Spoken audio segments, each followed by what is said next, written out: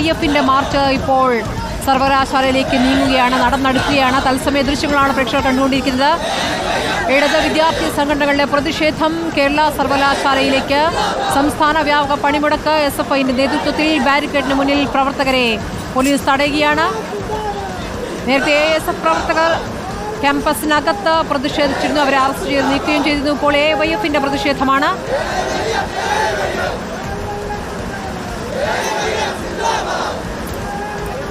University പരിസരമാകെ police ബന്ദോബസ്തിലാണ്. ബാരിക്കേഡുകൾ പ്രധാന കവാടത്തിൽ നിരത്തിയിരിക്കുന്നു. പക്ഷെ നേരത്തെ അകത്ത് കയറിയ ASF പ്രവർത്തകർ അവിടെ പ്രതിഷേധിച്ചു.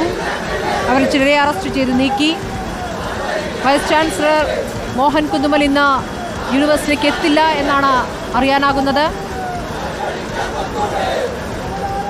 ഗോപാൽ ശിലാസനൽ വിവരങ്ങളുമായി. ഗോപാൽ, ഇപ്പോൾ AYFന്റെ പ്രതിഷേധമാണിപ്പോൾ അവിടെ എത്തി നിൽക്കുന്നത്. ബാരിക്കേഡിന് മുന്നിൽ മുദ്രാവാക്യം വിളികൾ ഉയരുന്നു. SFIയുടെ പ്രതിഷേധവും വരാനിരിക്കുന്നു. എന്താണ് വിവരങ്ങൾ?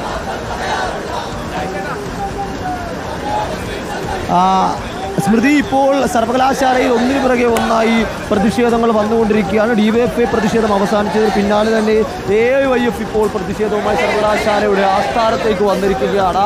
താരതമ്യേന എണ്ണത്തിൽ കുറവാണ് പ്രവർത്തകരെങ്കിലും അവർ ആ പ്രതിഷേധത്തിൽ നിന്ന് പിന്മാറാതെ ഇപ്പോൾ ബാരിക്കേഡിന് മുൻവശത്ത് നിന്ന് പ്രതിഷേധിക്കുകയാണ്. അല്പനേരം മുൻപ് സർവകലാശാലയ്ക്കുള്ളിൽ ASFന്റെ അപ്രതീക്ഷിതമായൊരു പ്രതിഷേധമുണ്ടായിരുന്നു. സർവകലാശാലയ്ക്കുള്ളിലേക്ക് ഇരച്ചു കയറാൻ ശ്രമിച്ച പ്രവർത്തകരെ പോലീസ് ബലം പ്രയോഗിച്ച് അറസ്റ്റ് ചെയ്ത് നീക്കുകയായിരുന്നു. ഇപ്പോൾ സർവകലാശാലയുടെ മുന്നിൽ സ്ഥാപിച്ചിരിക്കുന്ന ഗേറ്റിന് മുന്നിൽ സ്ഥാപിച്ചിരിക്കുന്ന ബാരിക്കേഡുകൾക്ക് സമീപം നിന്ന് മുദ്രാവാക്യം വിളിച്ച് പ്രതിഷേധിക്കുകയാണ് AYF പ്രവർത്തകർ.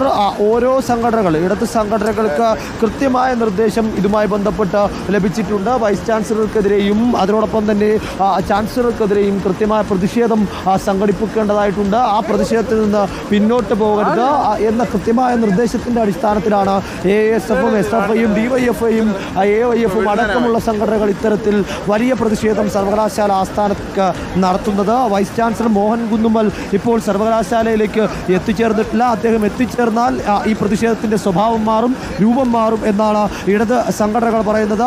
SFI DYFI അടക്കമുള്ള സംഘടനകൾ പറയുന്നത്. എന്തായാലും